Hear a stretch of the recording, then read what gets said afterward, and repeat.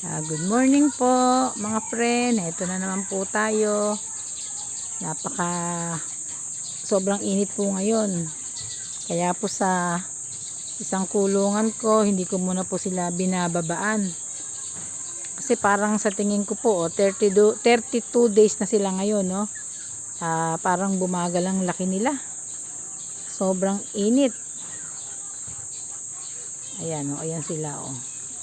Pero tumitimbang naman na sila ng ang isa ay 1.6.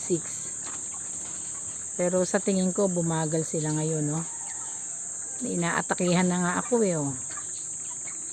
Kaya sabi ko sa isang linggo na siguro ako magbababa uli ng sisiw. Kaya ayan oh, mga wala munang laman yan. Ito lang muna ang nilagyan ko ng laman. Ayan, ayan. Ayan oh, mga hinihingal umaga pa lang ngayon hinihingal na sila oh. Mga manok, ito video ko kayo. Mga hinihingal na kayo sige lang, bilisan nyo laki at tayo at i-dispose ko na kayo.